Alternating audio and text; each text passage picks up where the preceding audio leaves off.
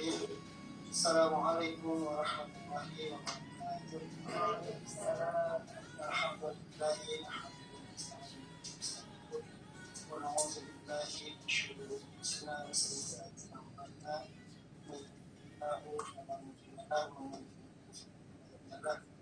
Asyhadu an la ilaha illallah wa asyhadu anna Muhammadan rasulullah. Sallallahu alaihi wa sallam. Qurrati a'yun Muhammad. Dan saya hormati dan saya hormati dan fakultas ilmu sosial.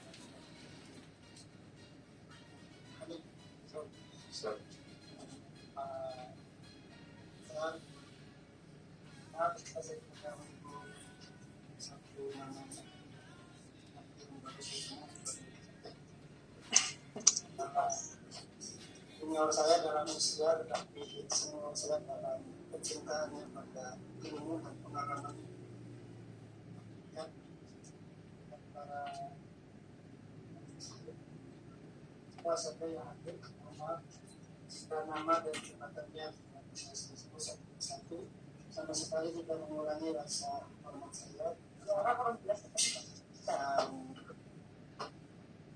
harus dekat ini ya. Lebih dekat, lebih baik. Gimana? Apakah udah lebih kedengaran Pak Hasan? Oke, siap. Aman ya.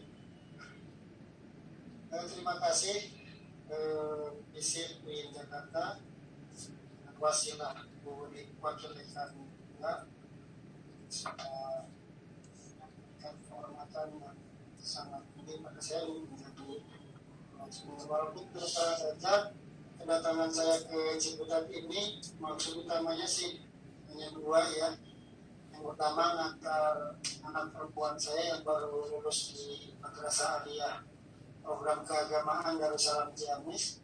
Alhamdulillah terima di ilmu hubungan internasional Fakultas Ilmu Sosial dan Ilmu Politik di Jakarta. Walaupun tadinya sudah lulus di jalur sepan di fakultas yang lainnya, tapi karena niatnya begitu tinggi untuk HI, keterima di HI. Mungkin negeri lagi. Tentu saja saya sebagai orang tuanya, sebagai wali mahasiswanya, terima kasih kepada Pak Dekan sudah sekaligus menunjukkan tulisan tersebut. Nanti akan saya suruh anaknya supaya sholat mendekat berpengalaman yang lain. Saya sebagai orang tua ingin mengerahkan sepenuhnya pendidikan, pelajaran saya karena saya tidak usah masukkan untuk dilakukan teori dan seterusnya. Dalam pengertian. Tapi kalau di luar sekarang kenapa saling makanya dulu kita belajar ngaji merawatkan diri juga ya sekarang mau nyendil sedikit aja tapi kecewa dalam pengertian kecewa mengingatkan yang kedua tujuan itu adalah ya kita tentu saja silaturahmi dengan teman-teman saya baik di kelas, angkatan maupun kelas yang tergabung dalam ikatan alumni Pesantren Darussalam Ciamis. Jadi banyak sekali dosen-dosen yang satu pondok Pesantren Darussalam Ciamis. Kalau ke Ciputat nggak ada setelah berkumpul dengan sesama ikadawati rasanya kurang. Dan dua tujuan pertama ini, alhamdulillah tujuan pertama saya menunjukkan saya yang mulai kemarin sudah ada praktek PPAK dan PPAK baru mulai tanggal 60 ya kabarnya sudah tercapai. Selain kemarin beberapa teman ikadawati juga sudah tercapai. Lalu muncullah acara yang ketiga yang tidak punya nama, tidak disangka-sangka, bahkan sebelumnya kurang diharap pada saya, tapi kalau kita mengolah terlibat ya inilah tampil di sini. Walaupun tentu terus terang saja Saya tidak akan berbicara dalam tataran-tataran regulasi ya, karena saya juga kurang paham kalau hal-hal regulasi terkait dengan kenaikan jabatan akademik, kenaikan pangkat, kenaikan golongan, kenaikan harkat martabat. Itu di tataran regulasi saya juga bukan begitu yang begitu fasih Pak Dekan. Karena walaupun saya agak suka jalan menjabat sejak 2006 saya sudah jurusan, tapi praktis belum pernah jabatan yang secara langsung dalam bidang administrasi umum dan ketenagakerjaan. 2010 sampai 2018 saya diberikan Fakultas Psikologi. Kemudian 2018 sampai sekarang alhamdulillah diamanai untuk wakil rektor dalam bidang yang sama sekali tidak ada hubungannya dengan bidang administrasi umum dan kepegawaian, tapi saya bidang kemahasiswaan, alumni dan kerjasama. Ini yang bikin agar bisa bertahan dan tapi saja itu ya kita di bidang kemahasiswaan itu. Misalnya tentang suaranya biar jelas, deketin bisa nggak? Mohon maaf Iba. masih kurang jelas juga ya. Berarti harus betul-betul nyaris nempel mungkin menurut saya gitu ya. Developing state and nation fields and sensors and fire. Kasih. Oke, bagaimana para jamaah? Suara sudah bisa cukup dengar ini. Lebih jelas. Naik jabatan, naik Kayaknya Mas Prof. Ahmad masih kurang jelas. Suaranya ngepas kayaknya. Mungkin ada baik hati mungkin. Yang Taiba itu bagus tuh.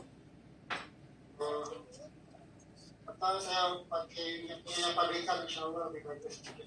Nah, gimana bahasa nih? Ya oke. Pengaruh Faiz ya. Karena kan saya ini perangkat yang ketiga mudah-mudahan percobaan berakhir. Nah, mungkin untuk menyemangati diri, memotivasi diri, kita bisa mengganti diksi ya. Kata-kata sebaiknya mungkin kita ganti saja dengan kata seharusnya.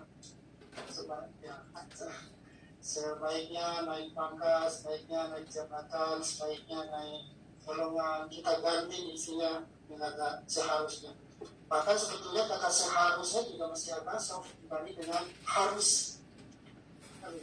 Seharusnya itu kan masih sifatnya harus naik jabatan, harus naik pangkat, harus naik. Dan sebelum ke situ saya kira awali dari ini dulu ya, tipologi atau jenis dosen. Karena kan ini acaranya kan workshop kenaikan jabatan dosen ya. Walaupun workshop ini agak berat sesungguhnya, karena kan workshop ini di ujung workshop harus melahirkan produk sebetulnya. Kalau workshop dengan seminar, dengan FGD, simposium, kalau workshop itu harus ada hasil worknya. Ada produk. Anggap saja produknya adalah dosen-dosen isi pada naik jabatan.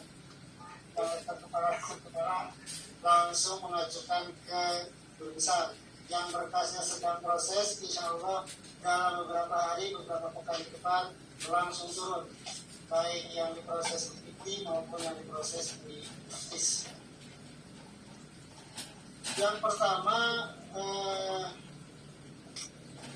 ada tipe dosen wajib. Jadi saya mengadopsi dari hukum Islam yang ada 5.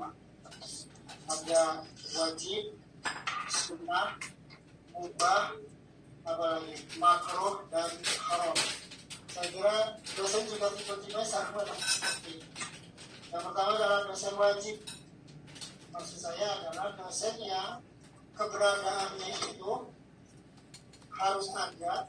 Keberadaannya itu mendatangkan kebaikan, kemaslahatan, dan ketiadaannya itu diratapi banyak orang dan bahkan kadang melahirkan mafsadat, melahirkan kekurangan-kekurangan dalam banyak hal. Saya menyebutnya sebagai dosen wajib yang keberadaannya itu wajib keberadaannya mendatangkan kemaslahatan, kebaikan, dan ketiadaannya mendatangkan kekurangan-kekurangan. Berarti setidaknya Bapak Ibu dosennya ada di ruangan ini, juga yang ada di Zoom meeting sana, semuanya adalah terkategorikan dosen wajib. Dosen yang keberadaannya selalu dinanti, dosen yang keberadaannya selalu mendatangkan ide, gagasan, dan kebaikan, dan dosen yang ketika tidak ada, ketidakhadirannya itu kemudian melahirkan kebingungan tersebut. Ini dosen, saya menyebutnya sebagai dosen wajib. Yang kedua adalah dosen sunnah. Yang saya maksud adalah dosen yang keberadaannya biasanya mendatangkan kebaikan, baik idenya, lewat gagasannya, lewat karyanya, lewat dorongan-dorongan spiritnya, walaupun ketidakadaannya itu tidak mendatangkan kejelekan. Saya kira kalau kita tidak mampu menjadi dosen wajib, menjadi dosen sunnah pun sudah tergolong lumayan menjadi dosen sunnah itu. Nah, yang ketiga adalah dosen mubah, ya. Dosen mubah itu ya mubah, tapi bukan mubah dalam pengertian bahasa Sunda. Karena dalam bahasa Sunda mubah itu artinya mubazir. Dosen mubah ini wujuduhu ka'adamihi wa adamuhu ka'wujudihi. Ada tidak mendatangkan kebaikan walaupun tidak mendatangkan keburukan. Ketiadaannya tidak melahirkan kejelekan walaupun juga tidak mendatangkan keburukan. Jadi mau datang ngobrol, mau tidak juga silahkan. Saya kira seapes-apesnya orang, seapes-apesnya dosen menjadi dosen ubah itu jauh lebih bagus. Tentu saja kata-kata maslahat, kata-kata kebaikan dalam konteks akademik, lewat karya-karyanya, lewat publikasinya, lewat videonya, lewat gagasannya. Kita sekuat mungkin harus menghindari kategori yang keempat, yaitu dosen makruh. Dosen yang keberadaannya itu bikin ribet, sehingga orang berharap lebih baik ada hukum, lebih baik ketidakadaannya. Sehingga orang sama-sama datang mungkin tidak datang, lebih baik agak ada dah. Itu mungkin jadi keberadaannya itu sering melahirkan mafsadat karena dalam bahasa agama kerumunan masalah, dan ketidakadaannya itu karena dinilai lebih baik. Seperti saya katakan tadi, seapes-apesnya kita jadi orang, jadi dosen, kita yang ketiga itu dari dosen mubah. Kalau kata katakan, kalau tidak bisa mendatangkan kebaikan, seenggaknya tidak menimbulkan kejelekan. Nah, kalau si dosen makruh ini melahirkan kebaikan nggak bisa, tapi kalau ada orang dibikin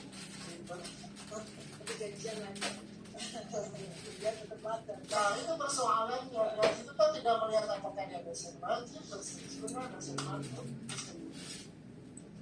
Tetapi kalau ada, saya kira itu akan jauh lebih bagus ya menjadi dosen makruh itu ketimbang yang terakhir dosen haram. Jadi ada kagak adanya sama aja bikin ribet. Orang gitu ya. Saya kan hanya mengilustrasikan saja sambil tidak, walaupun mudah-mudahan tidak ada. Tapi saya namanya aja Pak ya. Ketiadaannya aja bikin pusing dosen haram ini, apalagi ada.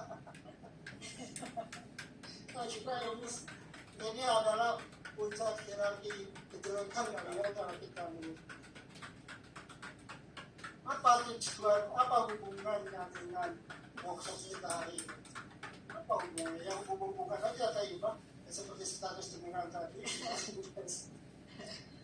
Artinya, saya kira kita bisa berharap banyak orang-orang dosen-dosen yang lancar kenaikan jabatan akademiknya, lancar kenaikan pangkatnya, lancar hierarki golongannya, itu kita bisa berharap dari 2 atau 3 klaster terutama, dosen wajib, dosen sunnah, dan dosen mubah.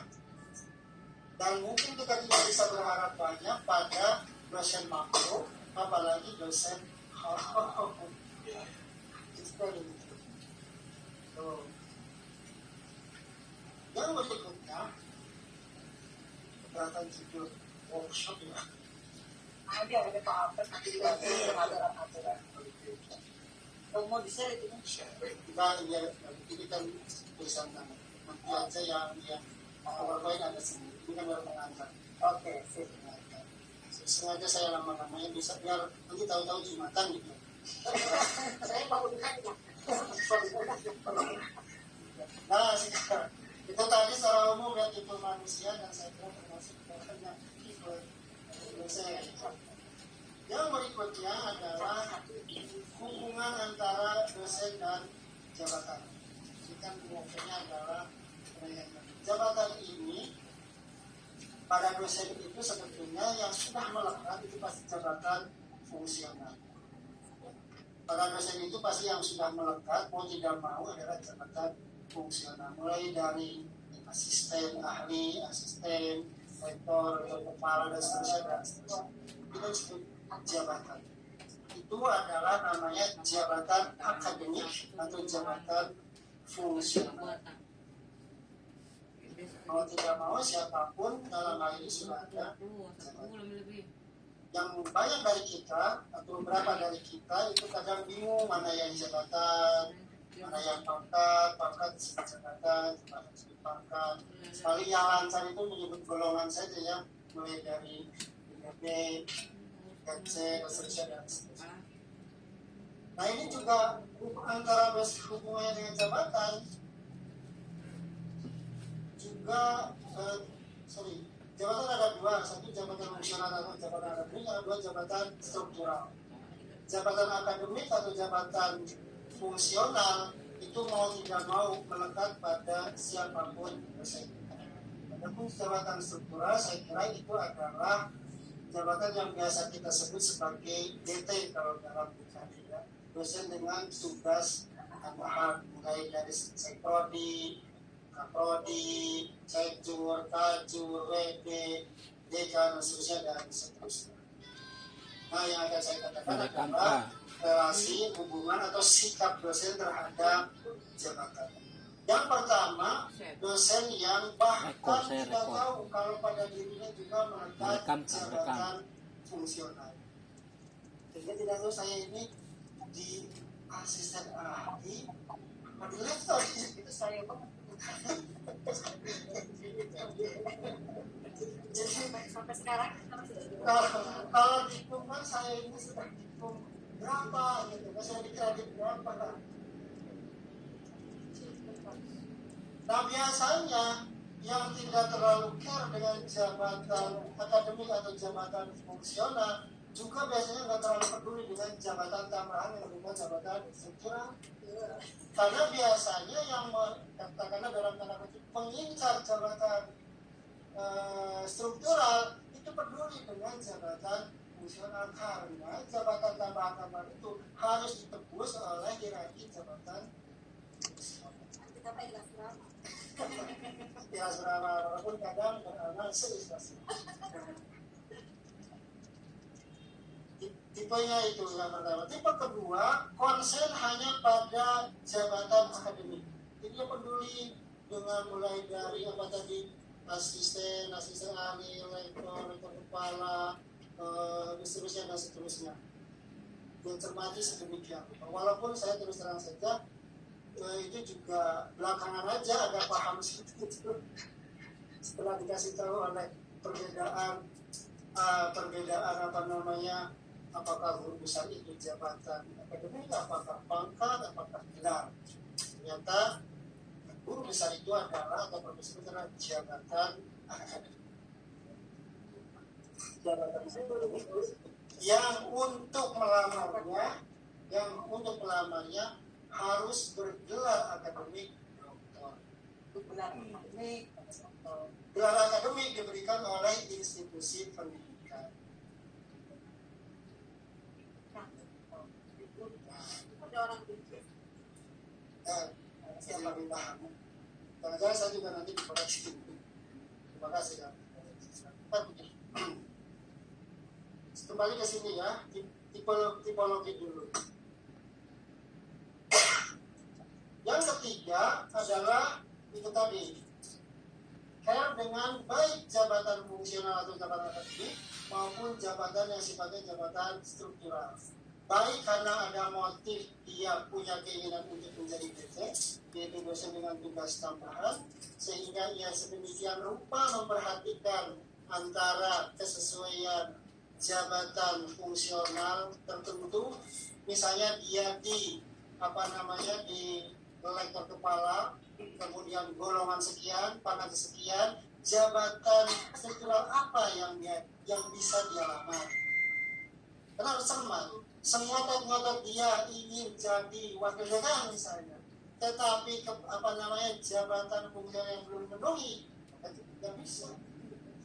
Itu yang banyak 1-2 kasus terjadi, kemudian dihubung-hubungkan dengan sentimen pribadi. Rektornya nggak mau mengangkat saya, padahal saya ikut pontang-panting, ikut ngurusin karena semari. Padahal jabatan fungsional dia, golongan dia, kepangkatan dia belum akil balik.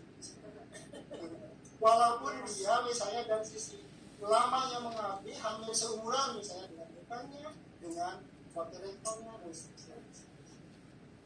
Mudah saja tidak sampai diperkarakan kejar hukum, padahal dia tidak paham regulasi antara hierarki dalam jabatan struktural. Setiap jabatan struktural itu kan meminta ekuivalensi atau kesetaraan dengan jabatan fungsional. Gak bisa main senior, saya ini sebelum setahun ini berdiri, saya sudah mengabdi di sini bisa. Kok masih sampai dosen biasa dan seterusnya.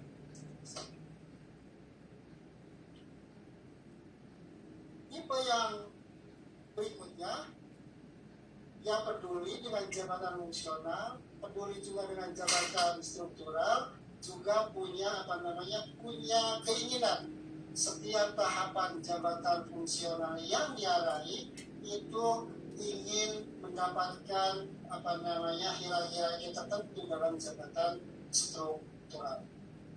Saya sendiri terus terang saja nggak tahu dalam pembagian yang saya bagi sendiri masuk kategori yang mana gitu ya. Tapi setidaknya per 2 tahun saya dulu mengharuskan diri untuk naik pangkat. Apapun caranya, bukti caranya kalau kata orang. Saya sempat agak lama dari 3C ke 3D kalau tidak salah, 4 tahun. Yang seharusnya kan per 2 tahun. Karena kan kalau admin struktural itu kan naik pangkat dengan sendirinya. Ya. Walaupun per 4 tahun. Kalau jabatan fungsional seperti dosen kita itu bisa lebih awal, bisa 2 tahun. Tetapi dengan catatan kalau yang bersangkutan mengurusnya. Saya pernah dari 3C ke 3D kalau tidak salah, yang seharusnya 2 tahun saya urus 4 tahun. Tapi saya bisa mencari sedikit alasan karena saya sedang kuliah S3 di UIN Ciputat. Jadi ada sedikit perbedaan. Tapi di luar itu dari 3B ke 4A, 4A ke 4B, 4B ke 4C, alhamdulillah secara reguler per 2 tahun lancar. Yang agak lama lagi terus terang saja dari 4C ke 4D. Mungkin saya sudah merasa secara golongan sudah cukup, sudah 4C gitu ya. Itu 4C saya itu per September 2015. Itu 4C saya 2015. Dan baru turun 4D-nya, golongan ini ya, golongannya 4D-nya itu kemarin Oktober 2021. Jadi lama sekali. 2015, 16, 17, 18 tahun. 7 tahun untuk golongan dari 4C ke 4D. Karena itu beriringan dengan turunnya jabatan fungsional guru besar itu per 31 Juli 2021. Sehingga golongan 4D-nya menyusul hanya beberapa bulan dari situ. Setelah kuliah tercapai 920 yang saya ajukan dari 1030-an sekian. Itu mah kelihatannya sudah menjadi hukum alam ya, bahwa jumlah itu yang kita ajukan pasti yang disetujui akan lebih rendah. Cuma beda-bedanya adalah tingkat pemotongannya itu yang berbeda-beda. Ada yang cukup besar, saya dari 1030-an menjadi 922 kan relatif tidak terlalu sadis lah kata-kata seperti itu kan. Yang berikutnya masih dalam, tapi mudah-mudahan ini tidak ada ya, khususnya di fisik ya, betul ya.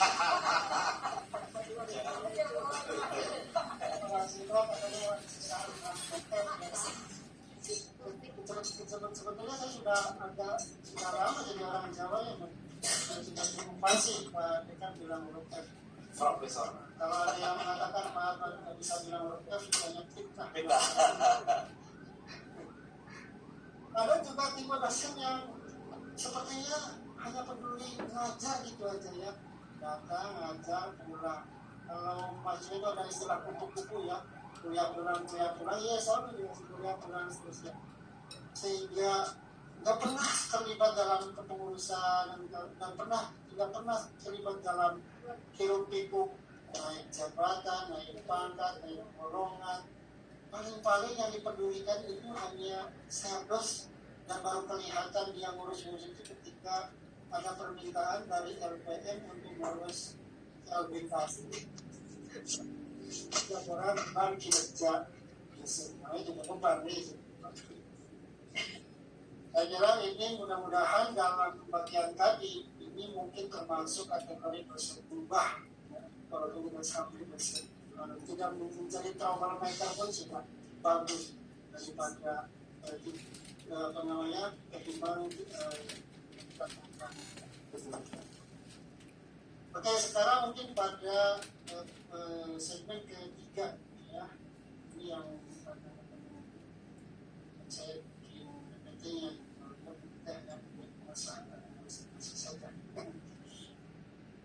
jadi sebagai dosen PNS itu setidaknya ada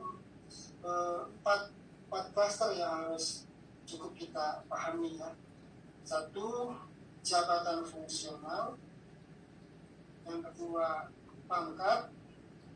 Pangkat ini selalu bersinggungan dengan golongan yang ketiga. Dan yang terakhir adalah angka kredit yang dibutuhkan untuk pangkat dan golongan. Jabatan fungsional itu ada 4, mulai dari asisten ahli, kemudian lektor, kemudian lektor kepala, kemudian guru besar. Kepala ini kalau tidak salah kalau dalam Jawa Barat yang disebut asosiat profesor mungkin ya, asosiat profesor. Supaya ada bunyi profesornya ya, karena aja asosiat profesor. Asisten ahli ini terdiri dari 2 pangkat.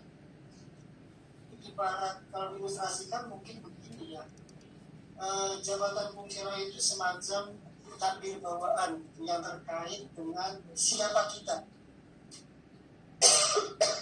bahwa kita itu adalah pengajar pada saat yang sama itu adalah pemangku jabatan, itu jabatan fungsional. Kalau pangkat itu terkait dengan mungkin capaian masa kita akan di situ-situ saja, kan pasti akan ada pergeseran capaian angka kredit gitu kan.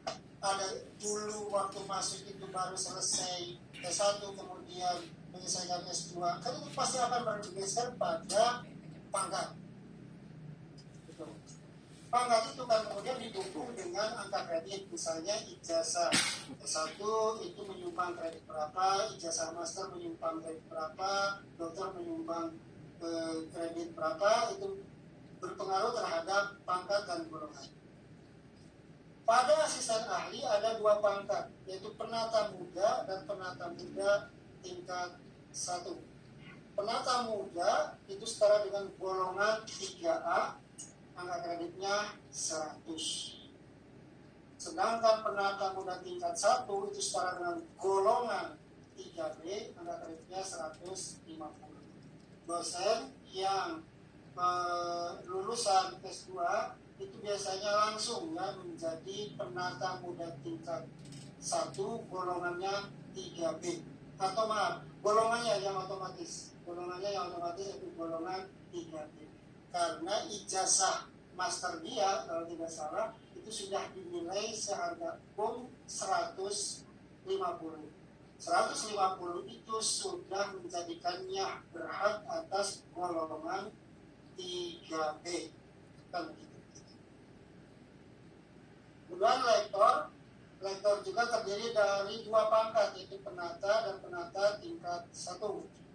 Penata setara golongan 3C atau angka kredit 200, penata tingkat 1 golongan 3D angka kredit 300.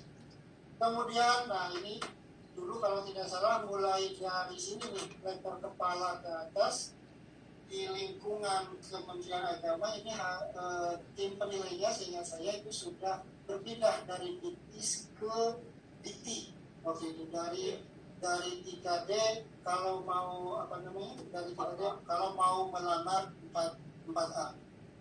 Saya tidak tahu karena saya mengurus ini di tahun 2010-an kalau tidak salah. Mungkin sekarang juga masih atau jangan-jangan sudah Tergantung jurusannya. Kalau fisik masih kayak gitu. Tapi kalau yang agama udah langsung sudah diktis. Sebenarnya cepat. Di lektor kepala ini terdiri dari 3 pangkat, pembina tingkat 1, pembina utama muda. Saya juga dulu kira ya bahwa pembina utama muda itu puncak kali kepangkatan, masih ada 2 lagi di atasnya, yaitu pembina utama madya dan pembina utama. Pembina utama tua ya. Nah, posisi saya sekarang di nomor 4 ya, misalnya saya kalau catatan posisinya jelas, ini pangkatnya pembina utama madya golongan 4D. Kemudian tim saya beberapa poin lah katakanlah di atas angka minimal kan 850. Tim saya sekarang itu di 922 dan hanya 1 step lagi untuk menjadi pembina utama golongan 4D harus 1.050 harus. Dan biasanya alhamdulillahnya kepegawaian kami itu punya kalender kenaikan per orangnya, dan diingatkan gitu yang sudah waktunya untuk kenaikan pangkat per April 2022 misalnya.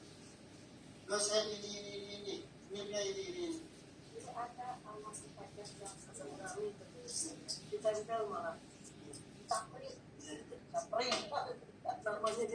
Nah, alhamdulillah kepegawaian kami meniru Pak Zamzami itu. Jadi di grup gitu ya. Dan setiap kali capaian, apakah turun SK jampungnya, apakah turun pangkatnya, saya juga untuk memotivasi yang lain. Yang jelas alhamdulillah tadi seperti saya katakan, bidang kenaikan bidang kepegawaian kami merekap sedetil itu ribuan tenaga baik yang admin maupun yang fungsional sedemikian rupa, sehingga hampir tiap bulan itu ada reminder siapa yang seharusnya naik mengurus gitu ya, siapa yang seharusnya. Kalau kepengurusannya pada tergantung yang bersangkutan. Yang jelas bagi kepegawaian sudah memberikan reminder saja, saya kira sudah sebuah capaian. Nah, apalagi yang bisa, yang saya mungkin sharing pengalaman saya gitu aja ya. Kita mulai dari kendala dulu kali ya. Kendala itu kata kuncinya, untuk menghilangkan kendala itu kata kuncinya yang satu, ya kendali. semua kendala harus dikendalikan. Setiap muncul kendala, apa pengendalinya? Setiap muncul kendala baru, apa kendali? Ya tentu saja mudahnya bicara ya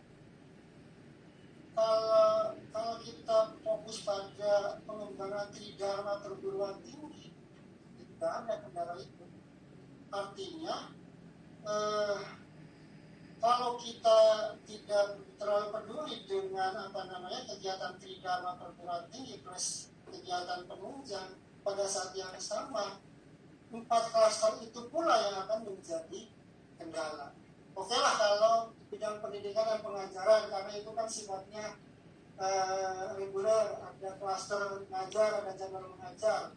Saya kira di bidang satu, di bidang di bidang pengajaran dan pendidikan mungkin praktis semua tidak mengalami kendala.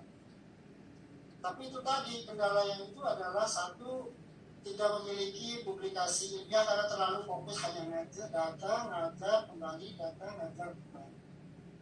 Publikasi ilmiah itu saya kira artinya begini, tanpa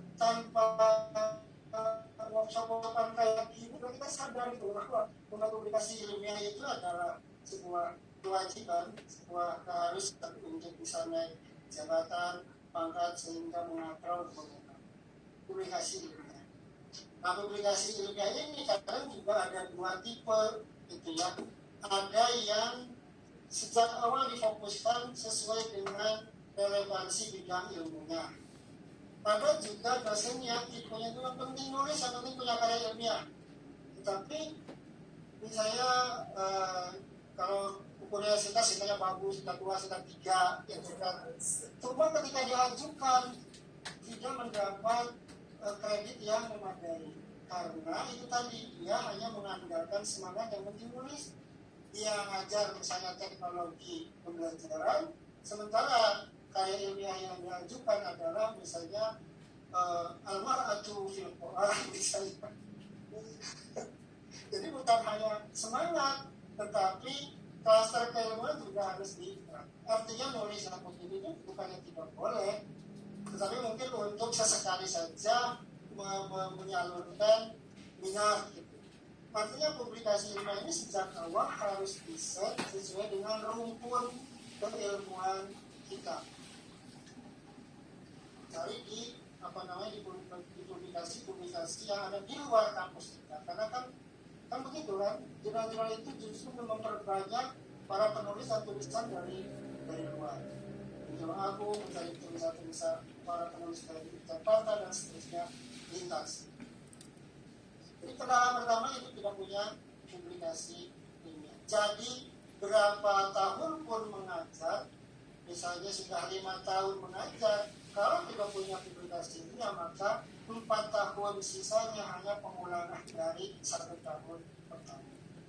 Saya kira tidak boleh kita terjatuh pada sudah berapa tahun mengajar Pak? Sudah 10 tahun. Jangan sampai dari 10 tahun itu 9 diantaranya adalah pengulangan dari tahun. Publikasi ilmiah saya kira itu sudah. Bukan saya kira, saya percaya dan kita juga tahu bahwa ini merupakan syarat. Tapi itu tadi, jangan hanya mengandalkan semangat. Kalau kita orientasinya untuk menaikkan jabatan nasional, maka karya-karya kita harus dari awal ini diorientasikan yang sesuai dengan bidang rumpun kita, supaya nilai oleh reviewer dinilai maksimal. Itu pun kadang sudah sangat sesuai pun oleh reviewer masih saja diturunkan grade-nya. Misalnya jurnal internasional Q1 penulis tunggal, harga awalnya kan 40 ya kalau tidak salah. Tetap saja ketika kita mengajukan oleh reviewer itu pasti tidak akan dinilai se-full itu. Mungkin di 30 kan, bahkan mungkin di 25 kan kita nggak bisa protes karena reviewer juga punya pertimbangan. Apalagi kalau misalnya jurnalnya hanya internasional yang terbit di mana, katakanlah itu penulis kemudian bidang ilmunya juga tidak terlalu relevan. Jadi menggabungkan antara semangat menulis dengan strategi-strategi pencapaian, antara lain kesadaran bahwa kita itu mengajar dalam rukun dan bidang apa.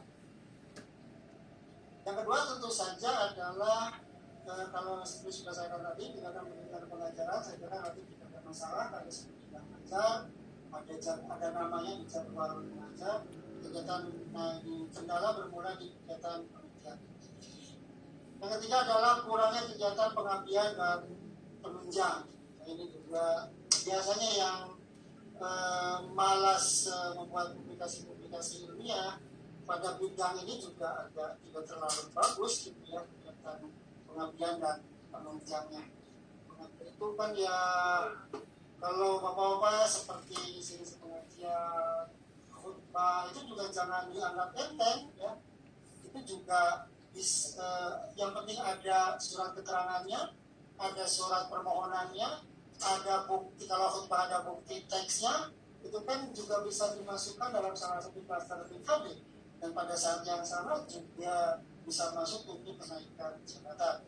Menjadi pengurus dalam sebuah yayasan, baik itu yayasan keagamaan atau yayasan sosial, itu kan juga masuk pada bidang pengabdian dan kepanitiaan itu juga masuk penunjang ya. Jadi walaupun tidak ada hamnya, tapi kepanitiaan itu ada kumnya gitu ya.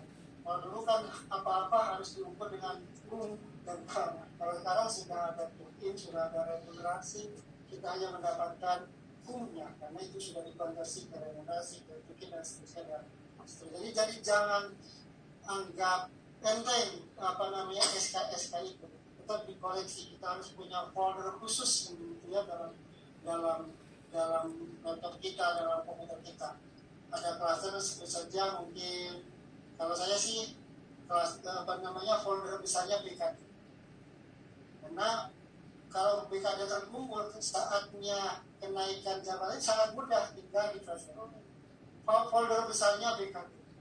Terus nanti ada unsur-unsurnya, unsur mengajar, unsur menguji, unsur meneliti, unsur mengabdi, unsur katakanlah seminar dan sebagainya.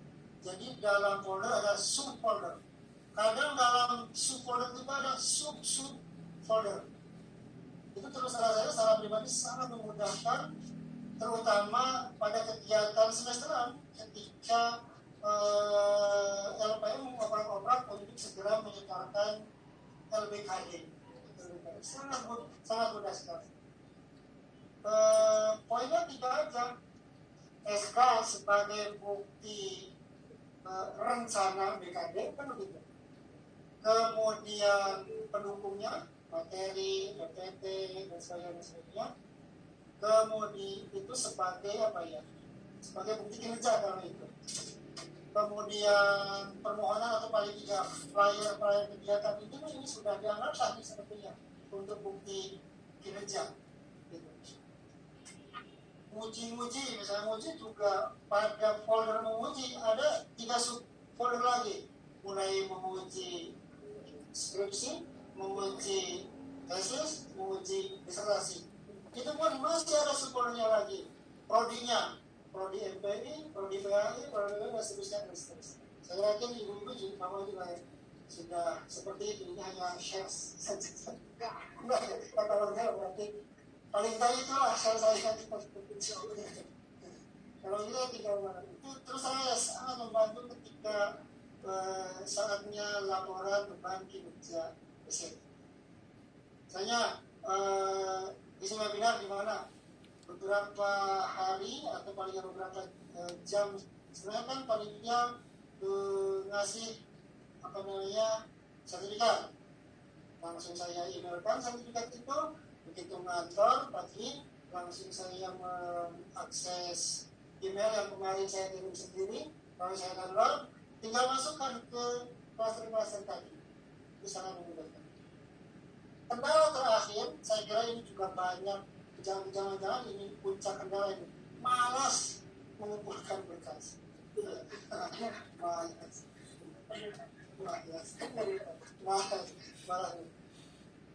malas itu masih agak beruntung sesungguhnya kalau bahannya ada. Ini udah malas atau jangan-jangan malas karena nggak ada yang mendukung seperti itu. Nah ini juga ada tipologi lagi, rajin mengumpulkan, tertib, rapi, pemplasteran, mau juga mengeksekusi. Ada juga yang secara bahannya lumayan sudah berkumpul tetapi malas mengumpulkan. Saya kira saya juga termasuk pada setiap kenaikan pangkat saya selalu minta dibantu oleh administrasi dengan catatan tidak mengorbankan kewajiban dia sebagai admin. Artinya ketika dia ngantor jangan tiba-tiba begini misalnya jam kantor nih, jangan mengurus berkas saya, itu kan membantu setelah dia pulang ya di rumahnya. Karena kan terus terang saja saya juga sebagai dosen ngitung gitu ya, yang ini khutbah punya 0,5 ngasih pengajian punya kan banyak yang nggak paham gitu. Dan kawan-kawan admin jauh lebih paham, jauh lebih teliti, lengkap dengan aplikasinya. Jadi Pak Alfred, saya daftar ya. Kalau mampu sendiri saran kami juga banyak dosen yang sejak awal sampai akhir hitung sendiri. Walaupun kadang setelah direview oleh kepegawaian banyak kelirunya, ini terlalu tinggi, ini terlalu rendah. Saya Cici. tadi boleh. Pasti Photoshop itu. Maka kalau pengalaman saya sejak mulai dari mungkin hanya yang 3B3 yang masih di golongan 3 aja yang dikerjakan sendiri. Kalau sudah ke sini mulai 4-4an itu dari 3D itu saya sudah mempercayakan teman admin. Apalagi posisi itu waktu saya sudah jadi ketua jurusan. Saya juga harus melakukan hal yang sama. Ya hal-hal lain saya kira bisa diselesaikan secara akademik keluargaan lah ya. Tapi kalau kita merasa kurang mampu, kurang cakap dan tidak terlalu banyak waktu dan tidak terlalu paham urusan kredit, ini skornya berapa, kemudian pengurangannya seperti apa, kalau dikerjakan dalam tim maka per orang dapat skor berapa, kalau tulisan itu berempat, itu kan jenjangnya juga berbeda-beda. Mulai terus teman-teman admin saya kira yang begitu jauh lebih paham dari kita. Jadi saya orang ketiga, kalau tulisnya mungkin paham. Tapi ini salah satu trik. Bahkan di satker lain, satker PTKIN di Jawa Timur, untuk pengurusan guru besar itu satu tentu saja harus masuk senat. Sampai di tingkat siapa yang akan menjadi peer reviewernya itu ditentukan oleh senat. Sekarang nggak perlu Begitu ya. Walaupun di diktis ya. Ya syukur yang namanya pakai supply. Oh, alhamdulillah kalau begitu. Tapi paling tidak artinya ada keterlibatan keterlibatan struktural itu tidak mengurus pengamatan sendiri. Saya akan menggambarkan di salah satu satker di PTKI di Jawa Timur. Sampai pada tingkat penunjukan peer itu disenatkan dan di-SK-kan, kemudian per karya akademik ada nominalnya, sehingga peer reviewer itu dapat honorarium. Tidak salah kontaknya bisa nge-review bisa mana begini mana aja boleh. Nggak jadi cukup profesional. Masuk ke Raymond ya? Kalau saya karena menjadi peer reviewer eksternal ya dibayar langsung. Yang kedua diurusi oleh bagian kepegawaian. Jadi yang ini misalnya dari ini kejadian nyata, saya tidak menyebut nama kotanya. Dari kota X datang ke Tulung Agung membawa berkas sambil dengan bukti-buktinya, artikel-artikelnya segini, sekepok lah ya, sekepok berkas itu dibawa oleh staf admin, bawa ke Tulung Agung, ditungguin selama 1 hari 1 malam. Dan saya mengurus diurus aja bukan yang bersangkutan. Saya kira ini artinya pelembagaan ya, kenaikan jabatan dan pangkat seorang dosen oleh secara administratif oleh bidang yang terkait dalam ini bidang kepegawaian. Saya kira ini setiap satker punya kebijakan masing-masing, tapi saya kira itu sangat profesional sehingga kerjakannya juga karena SK-nya jelas, gitu kan, jumlah yang harus saya review berapa, saya mengerjakannya dan saya review betul-betul itu saya baca abstraknya paling enggak, lalu saya tuangkan reviewnya di situ, skornya, dan skor akhirnya itu dihitung oleh staf admin. Saya hanya beri misalnya berapa yang disarankan berapa, gitu. Kemudian kualitas terlihat ya, ruang lingkup dan kemutakhiran data dan referensi yang dimunculkan ya. Saya kasih skor sekian, oleh admin langsung dihitung secara kalkulator, dan ada keterlibatan sedemikian rupa dari satker terkait untuk demi lancar dan suksesnya kenaikan jabatan, kenaikan pangkat para dosen. Yang terakhir barangkali bagaimana kita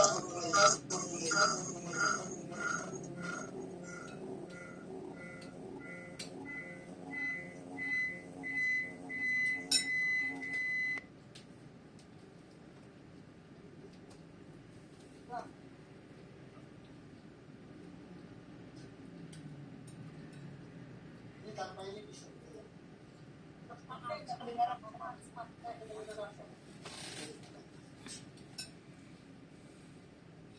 ini mungkin sesi terakhir, nanti kita sharing aja lah ya. Nanti selanjutnya terutama dalam regulasi terakhir seperti apa, saya juga paham, terutama ketika setelah misalnya dulu terupdate dalam hal ini. Bagaimana kita memulai? Saya kira ini terlalu normatif ya kata-katanya. Seperti yang saya singgung tadi di awal, kita mengganti diksi sebaiknya atau seharusnya dengan harus wajib tanamkan keyakinan bahwa naik jabatan fungsional atau jabatan akademik itu merupakan kewajiban setara dengan kewajiban-kewajiban yang lain. Kewajiban diri itu kan gak apa-apa. Misalnya puasa Senin Kamis itu kan hukumnya sunnah. Tapi kalau kita mewajibkan atas diri saya sendiri itu kan gak apa-apa. Yang gak boleh itu hal yang sunnah menurut agama, kemudian kita menghukuminya wajib atas orang lain. Tapi kalau atas diri sendiri kan tidak apa-apa. Itu wajib. Yang kedua, setelah kita menanamkan keyakinan bahwa naik jabatan akademik itu adalah wajib hukumnya, kita harus mencermati syarat rukun kenaikan jabatan per tingkat, mulai dari asisten ahli hingga guru besar. Setiap stage dari jabatan itu ada syarat rukunnya terkait dengan bidang satu, bidang pengajarannya apa saja yang harus terpenuhi, terkait bidang penelitian apa saja yang harus terpenuhi, terkait dengan bidang penunjang apalagi yang harus terpenuhi, presentasi bidang A harus terpenuhi berapa kredit, presentasi bidang B harus terpenuhi berapa kredit, bidang penunjang harus terpenuhi berapa kredit. Usahakan per klaster itu memasuk kredit yang jauh lebih tinggi dari kredit yang diminta. Saya bidang A itu hanya butuh 86, maka kita memasuknya 100 mungkin 106 dan seterusnya. Karena selalu kejadian bahwa penilaian akhir itu pasti selalu di bawah skor yang kita ajukan. Dan ketiga, pastikan rumpun ilmu dan mata kuliah kita sehingga karya-karya akademik kita, karya-karya jurnal kita, buku-buku kita walaupun mungkin tidak persis seperti judul mata kuliah kita, setidaknya masih dalam rukun satu keluarga ilmuwan. Tentu saja ini bukan seruan untuk tidak menulis lintas, ya. Ya, saya juga banyak karya-karya, apalagi yang buku-buku populer yang memenuhi permintaan penerbit seperti Pak C. Bang Haji, saya juga bisa menulis dahsyatnya Doa Ibu, itu kan. Toh saya juga tidak mengeluarkan uang untuk itu karena diminta oleh penerbit. Ya tetap itu juga dipakai setelah karya-karya yang sesuai dengan atau masih dalam wilayah ilmuwan dalam penerbit. Kita bicara hukum dan kamu. Saatnya pengajuan juga karya-karya yang agak di luar kode juga tetap diajukan, karena sekecil-kecilnya salah ya tetap dihargai. Itu kan karya juga tetap dihargai. Nah, yang terakhir saya kira bagaimana cara kita memulainya, sinkronisasi yang mensinkronkan tridharma dengan rukun ilmu dan mata kuliah kita. Tridharma itu sebisa mungkin, masih bisa mungkin seharusnya ya sesuai dengan rukun-rukun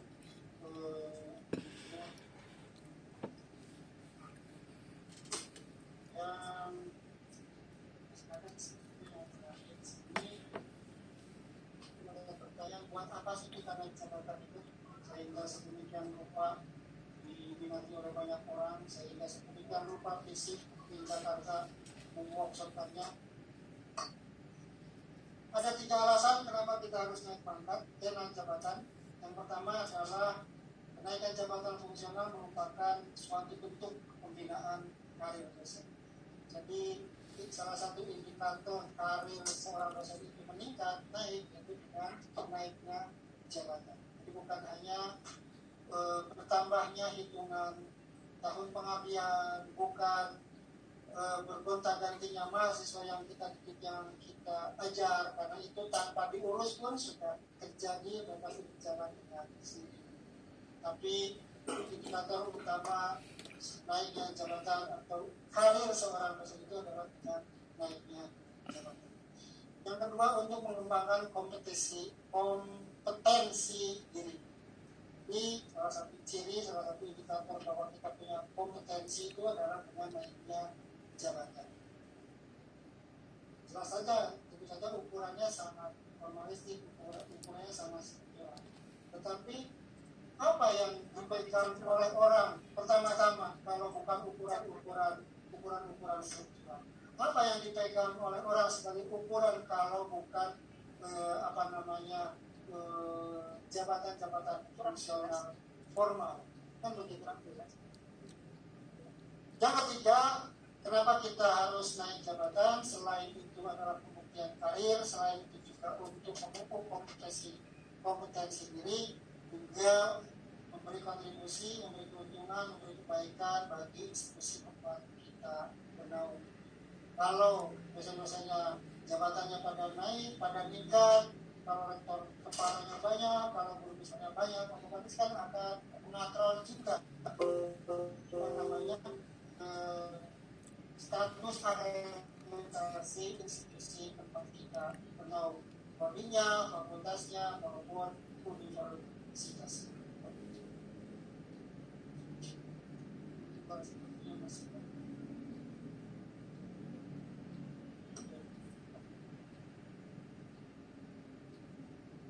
Kembali ke tadi, mohon maaf tadi kembali ke bagaimana kita memulai. Tadi saya sudah sampaikan menyesuaikan tridharma dengan rukun keilmuan.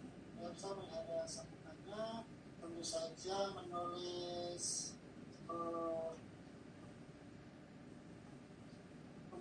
karya baik jurnal maupun buku dengan tema yang relevan. Ini juga karena ada teknik kolaborasi baik dengan dosen maupun sesama baik dengan mahasiswa maupun sesama dosen. Karena kita sekarang mungkin sudah bergeser dari era murni kompetisi menjadi era kolaborasi ya, dengan sesama dosen kita, atau dosen satker atau juga yang lain. Sekali kita menjadi penulis pertamanya, sekali kita penulis second autornya, saling berbagi informasi di sana sudah terbit jurnal apa saja yang sifat 1, sifat 2, dan seterusnya, maka otomatis ini mengharuskan kita untuk meluaskan jaringan ya penawar. Dan saya kira apa yang kita lakukan hari ini, maksudnya kita sebentar ini, salah satunya adalah untuk meluaskan relasi, meluaskan jaringan tersebut. Dan yang terakhir, saya kira harus selalu update dengan surat kenaikan jabatan, pangkat, dan penetapan. Misalnya ternyata reviewer itu sudah tidak dipersyaratkan, itu kan update yang saya bahkan belum tahu ya. Karena ketika eranya saya mengajukan kenaikan jabatan ke guru besar itu, reviewer itu sangat penting, bahkan saya sempat macet, berkas harus dikembalikan, salah satunya karena viewer saya tidak dihitung memadai oleh tim penilai utama di tim pada waktu. Mungkin nanti akan saya paparkan juga suka dukanya mengajukan berkas mulai dari awal sampai sukacitanya ketika Pak Rektor mengabarkan kepada kami bahwa Gusmen, ya bukan Gusmen kalau saya, Mas Menteri, kalau saya tanya Mas Nadiem Makarim, Mas Menteri merilis SK seperti itu. Itu saja sebagai pemahaman kita kembalikan ke